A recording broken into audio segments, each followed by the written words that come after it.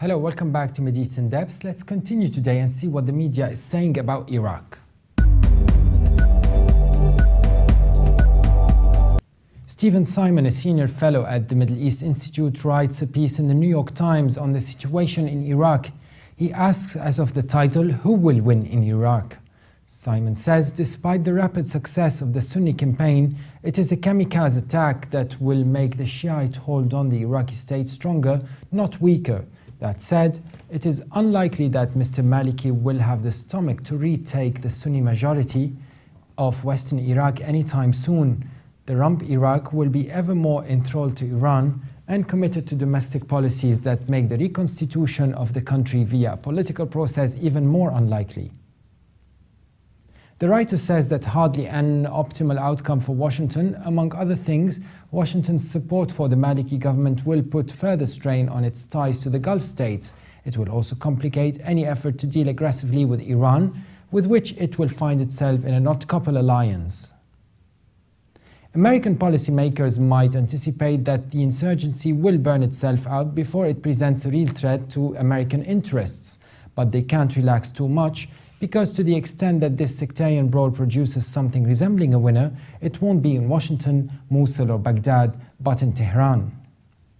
This is certainly a very avant-gardist piece by Stephen Simon. He indirectly argues that Iran's nuclear diplomacy has done well so far, and it is something that the US has to deal with now, where it needs to avoid harming its Gulf relations any further. And also on Iraq, the Associated Press is featured in the Washington Post in an article titled "Rise of Shiite Militias Could Fracture Iraq."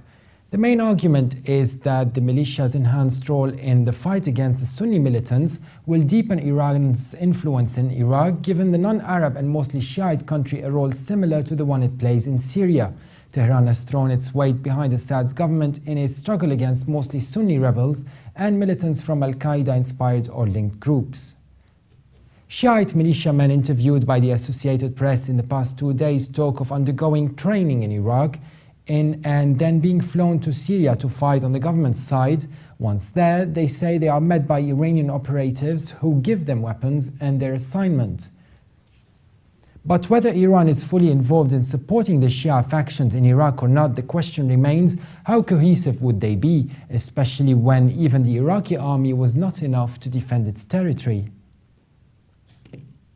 And now we are joined by Raphael Marcus, researcher at King's College London. Thank you very much for being on MidEast In-Depth. Thank you. Raphael, what do you think of the US approving yesterday sending troops to Iraq? I think it's a worrying development. I mean, the U.S.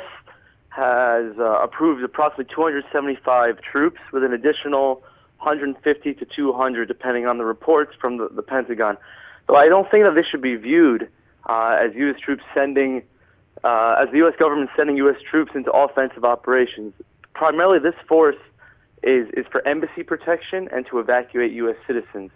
I think the Obama administration is taking a very cautious approach here, and President Obama has made it quite explicit that U.S. troops will not be engaging in ground operations.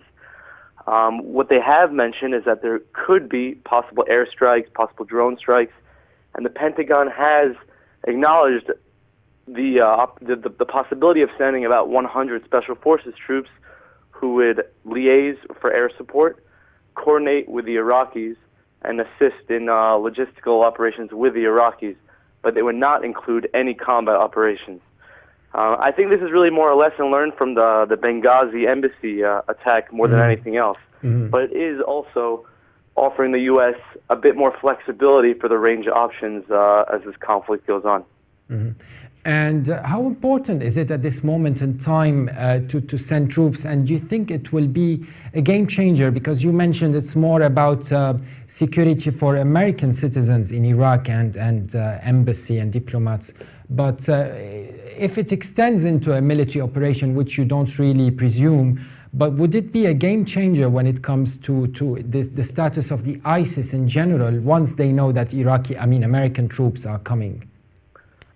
I mean, I think the bottom line is that even if the U.S. were agreed to launch airstrikes, drone strikes, and perhaps ground operations, though I don't see the latter happening, President Obama has been very wary of any sort of extended American presence in Iraq this time around, unless it's coupled with Iraqi political change.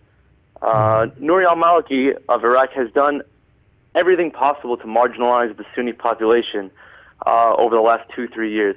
And I think unless United States airstrikes, unless coupled with political progress on the ground in Iraq, the strikes won't yield anything. I mean, al-Maliki has really, he stopped paying the salaries of the Awakening Council militias that helped fight out al-Qaeda in 2007, 2008. He's marginalized some senior Sunni politicians like Tariq al-Hashimi, who was vice president, who's now living in Turkey. And this really has been a slow erosion of goodwill with the Sunni population in Iraq, led to their marginalization, and provided a lovely breeding ground for ISIS to recruit from. Raphael Marcus of King's College in London, thank you very much for joining us. And for more updates, please visit our website on levant.tv. Thanks for watching MidEast In-Depth, and bye for now.